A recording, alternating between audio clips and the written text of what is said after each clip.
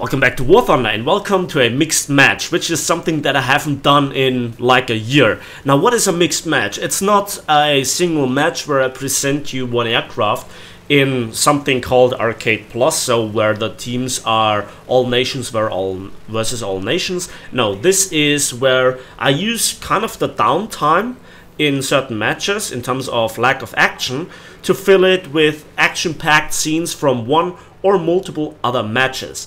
And our today's two aircraft that I want to present you are both premium. One is the fantastic American P-47M. It's not just the camo scheme that I absolutely love, it's also the performance. We have 3,400 rounds for 850 caliber machine guns, which hit hard. We have a lot of cast potential. It's a high altitude energy / boom and zoom fighter. People would disagree if I say it's a pure energy fighter, but somewhat you can do it, especially against Germans with their lack of sophisticated flight models. Oh god, the comment section will burn. But this is just my experience flying against Germans and flying sometimes with the Germans myself. I absolutely despise it. Unlike our second aircraft, which is the fantastic and much more direct anti-fighter fighter, which is the Japanese Tier 4 premium, the A6M5 Co, which is one of the oldest premiums in the game that I absolutely love, because you see, there is one thing: you can make a turn fighter also boom and zoomers, but you cannot turn fighters with a boom and zoomer. So this is kind of a message. And our first customer of the day is a Focke-Wulf 190. Now, one of the big advantages of the P-47M is that it gets an interceptor spawn and has very good, high altitude performance. And the 50 cals, they are very strong. My aim is not the very best, but this Focke-Wulf, he didn't react in the best way. Situational awareness is always important regardless of which plane you fly. However, in a boom and zoomer you can get away with a little bit of lazy playstyle. Not so much in the following clip. And this is the A6M5 Co versus the Americans, and we are immediately in the turn fight at 5,000 meters. No, 4,000 meters, sorry about this. And there is a P-51 and another plane goes into a head-on. I dodge it. You somewhat could win a head-on, but why take the risk? Now, the armament are two 7.7mm machine guns, and I love additional machine guns to two cannons. Your your amount of ammunition is not the highest, but those shells can hit very, very hard, as you could see here in the background. Granted, in this situation I could have also done it with probably 50 cals. And 50 cals versus cannons with additional machine guns, it's kind of a very different philosophy, really. Both have their place, both have their playstyle, both can be used to very good strength.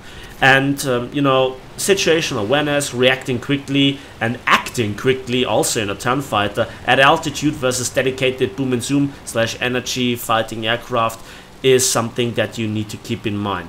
And there I wanted to attack the F4U1C, but he is actually already out of effective combat range. This is really a really great knife fighter, not so much a very powerful sledgehammer, like for example the F4U1C. But there is now another P-51. I see all the dots on the radar, I react to it. It's all my experience that I gathered in nearly 5 years of playing War Thunder, beginning with arcade, that trained a lot of situational awareness, something that RRB players very often lack. And they just are very easy food, and they very often also misjudge situations, much like this other P-51. Oh boy, you're not doing this. You're not doing this, are you? Oh my. Yeah, my aim is a little bit off, but it doesn't really matter if you have such an easy shot. And from behind comes another aircraft, and I actually survived this attack. Meanwhile, I closed in on a P-49 and a Focke-Wulf that were chasing down a bomber. And we are still at somewhat high altitude, for War Thunder terms at least, of over 5,000 meters. So yeah, and now this This Focke-Wulf tries to zoom climb me, easy avoiding, easy turnaround, and maybe I should not even have made this loop. I can do it, it's slow. I just can't do it because there is no other enemy plane in the near vicinity that could punish me for this kind of getting myself into some sort of energy trap. Again, it's somewhat a philosophy. And yeah, I'm now way above a Focke-Wulf. What can a Focke-Wulf do in this situation? Nothing. Yeah, he can try to roll, but without elevator authority, it's just easy picking. And it's deeply frustrating for Focke-Wulf pilots themselves. They know that they are kind of doomed anyway, and they have to work so hard to get guns on targets, and then even, you know, they spark a lot. So a Do 217 crashes, and I just almost got guns on target on this Focke-Wulf, and he bails out. A split second before my 50 cals would have registered home, and I would have gotten the kill. Well, that's a new one. New sophisticated German tactics, I guess. I can somewhat understand them. They just have such bad flight models. It's absolutely nuts to, you know, perform with those planes. The P-47 on the other hand, oh man, the plane absolutely does what I want it to do. It's just really nice to fly this plane. It's not a turn fighter, but if you can judge your movement alright, it's not wobbling around, it's not throwing you off aim randomly. There is no kind of intercept instructor that's throwing you around and so forth. So this is just so much nicer. So I'm still doing the festive events, and I need to get the points. I need to get a lot of points. And I also play this plane because I want to research one of the last remaining enemy American jets. So what to do better than to fly the P-47M? But sometimes, you know, the playstyle is endurance and not so fast. Let's have a quick look at what a A6M5 does to a Spitfire. Spitfire greatly misjudging, he wants to roll out of the way. I'm having none of this. This is why I love Japanese guns. They can one-shot, and I mean literally one-shot, enemy planes. And to turn fight Spitfires is the sweetest thing that there is in War Thunder. Back to the P-47M, and we have a new customer. And this time a BF-109 is above us. And I'm playing here together with a Spitfire. And this guy in the Spitfire, well, we kind of worked together intuitively. There was not a lot of comms, and this BF-109 G6, I mean, it's good for bomber hunting, but that's about it. And there is a second BF-109 coming in, and I leave him to the Spitfire, and I keep the Spitfire's back clean by engaging the other BF-109, or at least try so. So this is not a very good situation for a P-47. You have BF-109 trying to go into head-on with you. You have now also one that is diving on you, and you know, I'm just dodging them because they have such a damn hard time getting guns on target.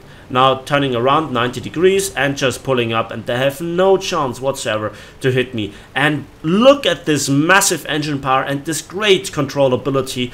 I get just the guns on target and I shred him. Simple as that. Third kill. Wow, that was nice. That was really, really nice. And now I'm just following the Spitfire that's chasing the BF-109 to just clear his back, because this is endgame scenario. Don't take any risks. Maybe the Spitfire is out of ammunition. I see that he has hit the BF-109 G6, but I didn't see any serious damage, and I do some long-range sniping. Now long-range sniping with 50 cals is good. You get the hits because of the good trajectory and the good muzzle velocity and so forth. But the damage output of the API and incendiary shells is not the greatest anymore at distances be further away than, like, I don't know, 600 meters. Now let's go back to the A6M5 Co and let's see what this beauty can do against, you know, ground strafing Americans. If you throw all your energy away in an American plane, you are literally a sitting duck. And I can afford to drop altitude myself to engage them. Again, remember, I can boom and zoom them. Watch my speed. This is, you know, not slow. Approaching nearly 700 kilometers an hour in a so-called, you know, slow plane. I was prioritizing the King Cobra, now the P-47N, you know, easy picking. I love those guns. I just absolutely love those guns. And now we have a problem. Those were fighters. Fighters are easy. They are not a problem in the A6M5 Co. Again, situational awareness, dogfighting, avoiding, dodging, so forth. The really difficult part, and what gives the, well, kind of Japanese team the most trouble, are bombers. Because they can eat up a lot of damage, even from those fantastic 20mm guns. And they just can fire back at you with 50 cals. And bomber 50 cals, we all know how, well, Japanese planes like to get lit on fire, right? So I tried to go below his top gunner and try to approach him with an angle of that his rear gunner cannot really get shots on me either. And I want to aim for one of those engines. And I hit it, and I turn away. But a single 50 caliber hits me, and I got set on fire. I watch him going down, but before I actually can kill him, he kills me. Yeah, kind of a trade, but you know, after 3 kills I kind of did my job. And back in the P-47M, we are climbing back, we are discussing our plans for the future. What are we going to do? Where is the last enemy? And yeah, I look behind me after we kind of flew for a few minutes, and there is the Focke-Wulf 190 out of position. You know, I used my downtime to climb back to altitude. Now I have not just the speed and maneuverability advantage over him, but also the altitude advantage. I can dictate the outcome of the battle, and this is an absolute death sentence for Focke-Wulf. Now, his only chance is to force a head-on. I'm having none of this. I could win, I could lose. I'm not taking that chance. And yeah, the Spitfire is out of ammunition, but it doesn't matter. I have enough for maybe some more aircraft. Doesn't matter. 4 kills. This was the last enemy plane, and so I kind of, to a certain degree, carried the match.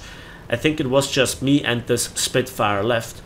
And yeah, I really appreciated his will for teamwork, and he actually turned around to kind of make the Focke-Wulf uncomfortable. If it would have led to, yeah, him rolling out of the way and getting on my tail, if I would have screwed up. But again, in this situation, it would have been me screwing up.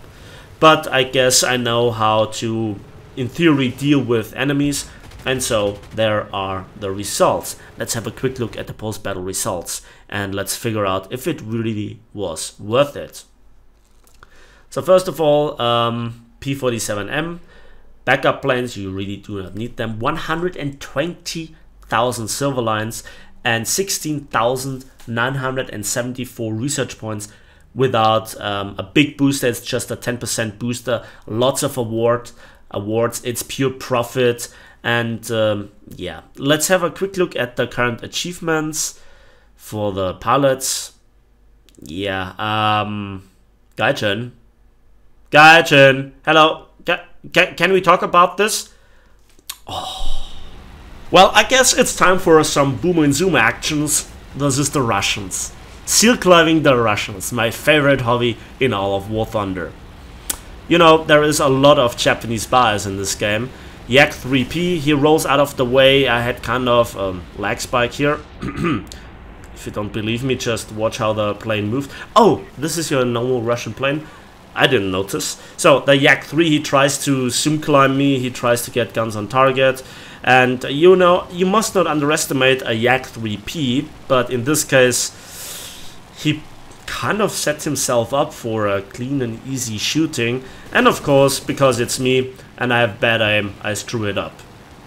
So again, a bit of connection issues, not the best aim in the world, and he gets away, but just momentarily, because again, I am an A6M5 Co, and it's just a Yak-3P. I mean, you really have to come against this plane with a biplane to challenge it in a turn fight. That was a nice kill.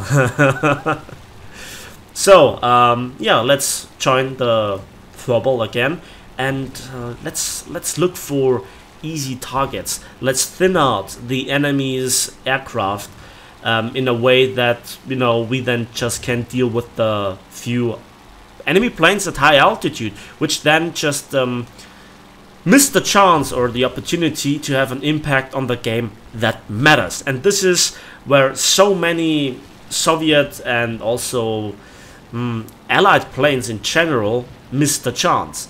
It's so easy to go aggressively in the furball with a Japanese plane, just delete the enemy player, and then just be back in the business. And that's some really nice shooting on this LA5FN. Now I think I kind of compressed her a little bit, but it doesn't really matter because you always have the chance to go a bit slower and still perform very well. What are you doing? You don't do this against a Japanese plane. So, second kill on a Yak-9, I guess. Very, very nice. And from the rear is another Yak-3 coming. Instead of running, instead of, you know, just trying to flee for your life and setting up teamwork, no. I get guns on you, my friend. And this is quite a hilarious situation because, you know, there are players in Russian Yak-3Ps that call, you know, kind of the Soviets inferior to the Japanese, and call the Japanese completely overpowered because they cannot turn fight them.